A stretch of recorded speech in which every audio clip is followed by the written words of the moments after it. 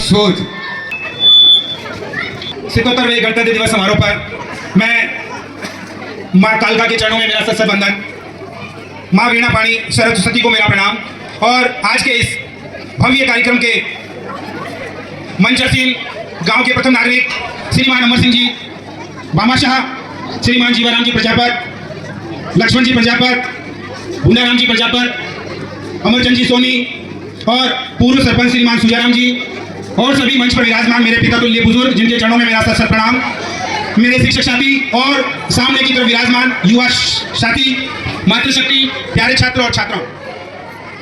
आज का ये 77वां गणतंत्र दिवस हम मनाने के लिए एकत्रित हुए हैं।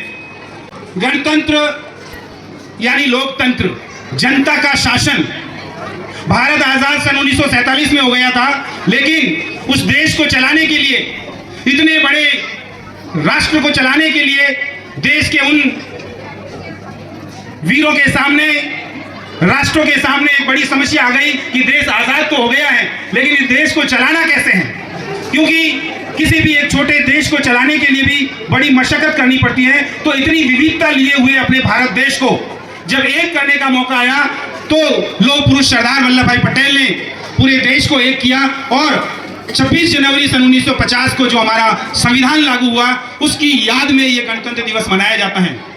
आपको पता होगा कि आज का जो दिन है माघ शुक्ल अष्टमी और 26 जनवरी 1950 को भी श्रीमान जी मैं आपको बताना चाहूंगा कि एक अजब संयोग बना है कि उस समय भी माघ शुक्ल अष्टमी थी, संवत 2006 और संवत 2087। तो ये 86 साल का जो एक अजब हम सफर तय करके आए हैं और ये दुर्लभ संयोग हमको मिला है कि जब भारत का संविधान लागू हुआ था वो की वो तिथि आज के दिन आई। पर खड़ा हुआ व्यक्ति भी देशभक्त नहीं होता है, केवल बॉर्डर की रक्षा करने वाला एक फौजी ही देशभक्त नहीं होता है। गांव किसान का जो किसान जो है वो खेत में जो अपने अन्न को उगाता है, अगर वो अपना काम पूरी ईमानदारी से करे तो ये सच्ची राष्ट्रीय भक्ति होगी, ये सच्ची देश की सेवा होगी। तो हमें इस मौके पर ये प्रण लेना है और ये प्रतिज्ञा करनी है कि मैं जो भी सहयोग से इस गांव को और इस विद्यालय को सींच रहे हैं, वास्तव में आपका ये समर्पण और आपका ये प्यार देखकर अभिभूत हो रहा है। मैं जब इस विद्यालय में आज से लगभग 3-4 महीने पहले जब कार्यक्रम किया तो सोचा कि किस तरह का विद्यालय होगा,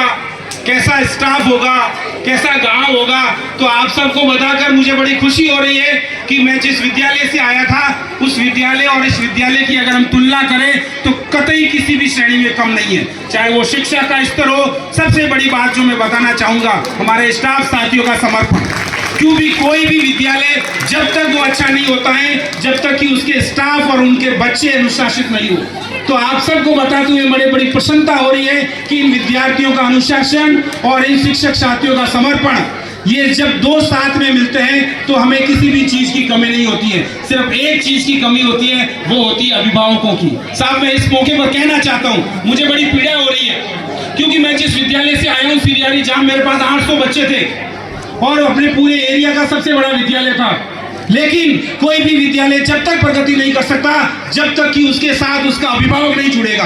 तो आप सबको मैं कहना चाहता हूं कि मेरे आने के बाद मैंने 19 अक्टूबर को यहां पर मेगा पीटीएम का आयोजन किया। श्रीमान जी सुने आप सभी, 19 अक्टूबर को मैंने एक अभिभावकों का एक संगठन का उसका आह्वान किया और सब बच्चे को हमने इन्विटेशन दिया कि आप पधारें और अपने बच्चों की शैक्षिक प्रगति को जानें। तो आपको बताकर खुशी होगी कि 19 अक्टूबर को मेरे पास काफी हद तक वो अभिभावक आए और उनसे मैंने मुखातिब हुआ। हमने प्रत्येक बच्चे के साथ आपके घर न्योता भिजवाया था, लेकिन इस मौके पर मुझे कहना पड़ेगा कि बड़ी मुश्किल से 10 लोग भी नहीं आए। मुझे सिर्फ चाहिए तो पढ़ाई। मैं इस चीज को लेकर बड़ा संकल्प हूं कि जब तक बच्चों की पढ़ाई नहीं होगी दूसरी चीजें सारी गौण हो जाएगी। तो आज इस मौके पर सारी मातृशक्ति और सारे अभिभावकों से मैं विनम्र निवेदन कर रहा हूं कि जब भी मैं आपको याद करूं, इस मौके पर आप बात है पर तू जरा भी साथ दे तो और बात है। जब तक आप साथ नहीं दोगे तब तक हम कुछ नहीं कर पाएंगे। हम हमारा काम कर रहे हैं, आपको बताना पड़ेगा कि साहब मेरे बच्चे की ये समस्याएं है ना। हम 10th और 12th के लिए अक्टूबर से एक्स्ट्रा क्लास चला रहे हैं श्रीमान जी। जब से मैं आया हूँ 10th और 12th के बच्चों की प्रेयर बंद हो गई है, 9:30 बजे मेरी क्लास चलती है, लेकिन कहना पड़ेगा कि कुछ बच्चे रेगुलर भी तक बच्चों के साथ संस्कार नहीं होते, ये पीढ़ी बिगड़ती जाएगी। कि तहजीब भी जरूरी है तालीम के साथ साथ, तहजीब भी जरूरी है तालीम के साथ साथ महज किताबें पढ़ लेने से सलीका नहीं आ जाता। इस तारीख को मैंने दोबारा मीटिंग ली, तो आपको बताते हुए मुझे बड़ी खुशी हो रही है कि मेरे सारे बच्चे जिसको हिंदी की किताब पढ़नी नहीं आ रही थी, वो सारे पूरी लगन और पूरी मेहनत से 90 दिन की कार्य योजना में उस बच्चे को भाषा का ज्ञान दिया, ताकि वो बच्चा पढ़ लिख कर आगे बढ़े। और हमारी जो प्राइमरी विंग जो वहाँ चल रही है, वहाँ के तीनों शिक्षक साथी, ललिता मैडम हो या मंजुला गर्ग हो और बिंदिया मैडम और चैर सिंह जी, जो अपनी पूरी दिन रात लगाकर इन बच्चों को शिक्षण कार्य और सर्वांगीण विकास के लिए लगाते हैं, तो ऐसे शिक्षक साथियों को भी मेरा प्रणाम और आप सबको बहुत बहुत धन्यवाद कि ये विद्यालय शिक्षा के क्षेत्र में हमेशा प्रगति करेगा। बस शर्त इतनी है कि आपका कंधा हमारे साथ जुड़ना बहुत जरूरी है। ये होती है कि 9th में बच्चे को पढ़ाई के साथ साथ एक सब्जेक्ट एक्स्ट्रा पढ़ाया जाता है। अगर उसमें बच्चे के नंबर ज्यादा आते हैं तो सामाजिक को हटाकर उसके नंबर जुड़ जाते हैं, उसके अंदर प्रैक्टिकल होता है। तो इस विद्यालय के लिए मैंने 2 प्रपोजल भेजे, एक लड़कों के लिए एग्रीकल्चर और एक लड़कियों के लिए ब्यूटी एंड वेलनेस। इसके अंदर अलग से लैब खुलेगी और अलग से पढ़ाने वाला बीटी आएगा। अगर ये घोषणा और ये हमारे विद्यालय के लिए हो जाती है, तो मैं समझता हूँ कि ये विद्यालय जो आजकल 12वीं पढ़ने के बाद सरकार की तरफ मुंह ताकते हैं कि साहब रोजगार नहीं है, साहब रोजगार नहीं, हम क्या करें, और हम एक भेड़ चाल की तरफ बीएड और एसटीसी करते चले जाते हैं, क्योंकि बच्चों को पता ही नहीं कि करना क्या है। आज कहीं ना कहीं बच्चों में टैलेंट की कमी नहीं है, कमी है तो उसको सही रास्ता दिखाने की, उसको रास्ता ही नहीं पता है कि बच्चे की फिजिकल हेल्थ कितनी जरूरी है। बच्चा 7 बजे उठ के गाड़ी में बैठकर सोचे रोड जाता है और वहां सारे दिन बैठता है, फिर गाड़ी में बैठकर वापस यहाँ आता है, फिर होमवर्क करता है, फिर खेलेगा कब? बच्चों का खेलना कूदना भी बहुत जरूरी है। तो जितने भी अभिभावक जिनके बच्चे निजी विद्यालय में जा रहे हैं, कृपया एक बार मेरे से जरूर मिलें। भले आप वहां उनका एडमिशन करवाएं, लेकिन मैं चाहता हूं कि एक बार कम से कम मेरे से मिले। मैं मेरी बात आपके सामने रखूंगा, फिर भी आपको लगे नहीं सर आप गलत हो, तो आप उन बच्चों को वहां जरूर एडमिशन कराएं। लेकिन मैं चाहता हूं कि वो जितने भी बच्चे निजी विद्यालय में जा रहे हैं, वो सारे बच्चे इस विद्यालय में आए। ये आपका अपना विद्यालय है, क्योंकि जब आपके बच्चे बाहर जाएंगे तो यहाँ कौन पढ़ेगा?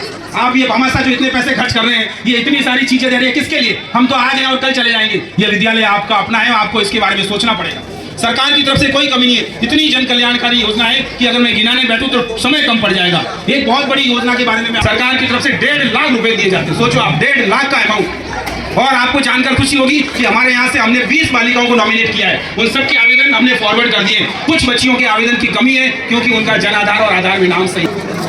नामांकन के लिए हमारे 1 अप्रैल से प्रवेशोत्सव शुरू होने वाला है, तो जितने भी हम सब आपके घर पर एक बार आएंगे, मेरा स्टाफ आएगा, और जितने भी बच्चे जो पढ़ने योग्य हैं वो हमारे इस विद्यालय में प्रवेश दिलाएं, ताकि ये विद्यालय नामांकन के ऊपर प्रगति करे।